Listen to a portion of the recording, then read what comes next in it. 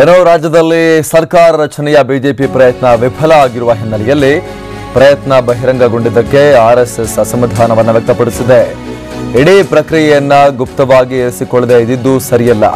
ಇದರಿಂದ ಪಕ್ಷದ ಮೇಲೆ ವ್ಯತಿರಿಕ್ತವಾಗಿ ಅಭಿಪ್ರಾಯ ಮೂಡುತ್ತೆ.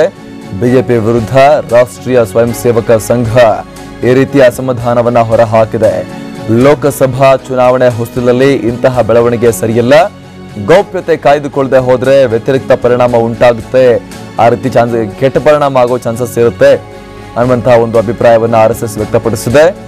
ಸರ್ಕಾರ ಪತನಕ್ಕೆ ಬಿಜೆಪಿ ಪ್ರಯತ್ನ ನಡೆಸಿದೆ ಅನ್ನುವಂಥ ಅಭಿಪ್ರಾಯ ಹೊರಬೀಳುತ್ತೆ.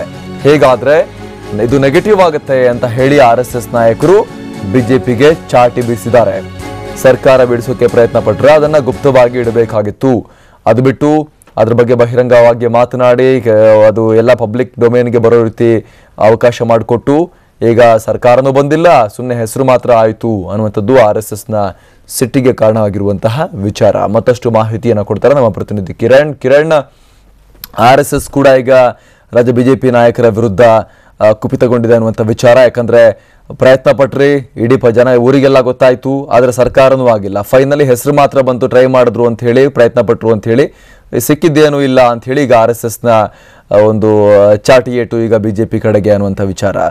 ಕಿರಣ್, ಖಂಡಿತವಾಗಿಯೂ ಕೂಡ ಅಮರ ಪ್ರಸಾದ್, ಇಲ್ಲಿ ರಾಜ್ಯದಲ್ಲಿ ಸದ್ಯಕ್ಕೆ ಲೋಕಸಭಾ ಚುನಾವಣೆಯವರು ಕೂಡ ಸರ್ಕಾರ ರಚನೆಯಂತ ಪ್ರಯತ್ನಗಳು ಬೇಡ ಅನ್ನುವಂತಹ ಸಲಹೆ ಆರ್ಎಸ್ಎಸ್ ಇದ್ರೂ ಕೂಡ ಅದಕ್ಕೂ ಹೊರತಾಗಿ ಬಿಜೆಪಿ ನಾಯಕರು ಸರ್ಕಾರ ರಚನೆಯ ಪ್ರಯತ್ನವನ್ನ ನಡೆಸಿದ್ರು. ಆದ್ರೆ ಅದು ಎಲ್ಲೂ ಕೂಡ ಯಾವುದರಲ್ಲೂ ಕೂಡ ಒಂದು ತಾರ್ಕಿಕವಾದಂತಹ ಹಂತವನ್ನ ತಲುಪದೇ ಇರುವಂತದ್ದು ಮತ್ತು ಅದಕ್ಕೂ ಹೆಚ್ಚಾಗಿ ಇಲ್ಲಿ ಸರ್ಕಾರ ರಚನೆಗೆ ಬಿಜೆಪಿ ಪ್ರಯತ್ನ ಪಟ್ಟಿದೆ ಅನ್ನುವಂಥದ್ದು ವಿಚಾರ ಬಹಿರಂಗಗೊಂಡಂತಹ ಹಿನ್ನೆಲೆಯಲ್ಲಿ ರಾಷ್ಟ್ರೀಯ ಸ್ವಯಂ ಸಂಘದಿಂದ ಒಂದಷ್ಟು ಅಸಮಾಧಾನದಲ್ಲಿ ಈಗ ಒಂದಷ್ಟು ಅಭಿಪ್ರಾಯ ವ್ಯಕ್ತವಾಗಿದೆ. ಯಾಕೆಂದ್ರೆ ಇಲ್ಲಿ ಲೋಕಸಭಾ ಚುನಾವಣೆ ಇರುವಂತಹ ಸಮಯದಲ್ಲಿ ರಾಜ್ಯದಲ್ಲಿ ಬಿಜೆಪಿ ವಿರುದ್ಧವಾದಂತಹ ಜನಾಭಿಪ್ರಾಯ ಮೂಡಿದ್ರೆ ಅದು ಲೋಕಸಭೆಯಲ್ಲಿ 20ಕ್ಕೂ ಹೆಚ್ಚು ಸ್ಥಾನಗಳನ್ನು ಗೆಲ್ಲಬೇಕನ್ನುವಂತಹ ಗುರಿ ಏನಿದೆ ಅದಕ್ಕೆ ಅದು ಅಡ್ಡಗಳಾಗಬಹುದು ಅನ್ನುವಂತಹ ಒಂದು ಆತಂಕವನ್ನು ವ್ಯಕ್ತಪಡಿಸಿ ಈಗ ಆರ್ಎಸ್ಎಸ್ ಮುಖಂಡರು ತಮ್ಮ ಆಕ್ಷೇಪವನ್ನು ವ್ಯಕ್ತಪಡಿಸಿರುವಂತದ್ದು.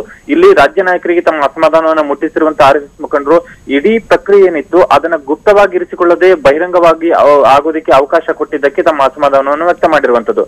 ಯಾಕೆಂದ್ರೆ ಇಲ್ಲಿ ಆರ್ಎಸ್ಎಸ್ ಕೂಡ ಆಂತರಿಕವಾಗಿ ಪ್ರಯತ್ನವನ್ನ ಮಾಡ್ತಾ ಇರುವಂತದ್ದು ಬಿಜೆಪಿಗೆ ಬೆಂಬಲವಾಗಿ 20ಕ್ಕೂ ಹೆಚ್ಚು ಲೋಕಸಭಾ ಸ್ಥಾನವನ್ನು ಗೆಲ್ಲಬೇಕನ್ನುವಂತಹ ಒಂದು ಗುರಿಯನ್ನ ಆರ್ಎಸ್ಎಸ್ ಕೂಡ ಇಟ್ಕೊಂಡಿದೆ.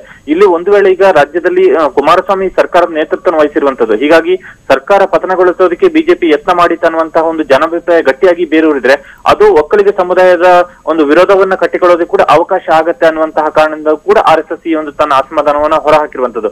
ಹಾಗಾಗಿ ಕೇವಲ ಒಂದು ಸಮುದಾಯವನ್ನು ಮಾತ್ರ ನಂಬಿಕೊಂಡು ಲೋಕಸಭಾ ಚುನಾವಣೆಯಲ್ಲಿ ತಮ್ಮ ಗುರಿ ಏನಿದೆ 20ಕ್ಕೂ ಹೆಚ್ಚು ಸ್ಥಾನಗಳನ್ನು ಗೆಲ್ಲುಕೊಳ್ಳುವಂತದ್ದು ಅದು ಸಾಧ್ಯವಿಲ್ಲ ಅನ್ನುವಂತಹ ಕಾರಣಕ್ಕಾಗಿ ಇಡೀ ರಾಜ್ಯದಲ್ಲಿ ಬಿಜೆಪಿ ನಡೆಸಿರುವಂತಹ ಪ್ರಯತ್ನ ಒಂದು ವೇಳೆ ಏನಾದರೂ ವ್ಯತಿರಿಕ್ತವಾಗಿ ಬಿಜೆಪಿಗೆ ಪರಿಣಮಿಸಿದ್ರೆ ಅದು ಲೋಕಸಭಾ ಚುನಾವಣೆಯ ಗುರಿ ತಲುಪೋದಕ್ಕೆ ಕಷ್ಟ ಆಗತ್ತೆ ಅನ್ನುವಂತ ಕಾರಣದಿಂದಾಗಿ ಗುಪ್ತವಾಗಿ ಇರಿಸಿಕೊಳ್ಳದೆ ಕೆಲವೊಂದಷ್ಟು ವಿಚಾರಗಳು ಅಂದ್ರೆ ಸರ್ಕಾರ ರಚನೆ ಹಾದಿಯಲ್ಲಿ ನಡೆದಂತಹ ಪ್ರಕ್ರಿಯೆಗಳಿಂದ ಅದೆಲ್ಲವೂ ಕೂಡ ಒಂದಷ್ಟು ಅಂಶಗಳು ಬಹಿರಂಗವಾಗೋದಕ್ಕೆ ಆಗುವಂತಹ ರೀತಿಯಲ್ಲಿ ಬಿಜೆಪಿ ನಾಯಕರು ನಡೆದುಕೊಂಡಂತಹ ಕಾರಣಕ್ಕಾಗಿ ಈಗ ಆರ್ಎಸ್ಎಸ್ ತನ್ನ ಅಸಮಾಧಾನವನ್ನ ವ್ಯಕ್ತಪಡಿಸಿರುವಂತದ್ದು. Amar Prasad, thank you Kiran. ಮಾಜಿ ಸಚಿವ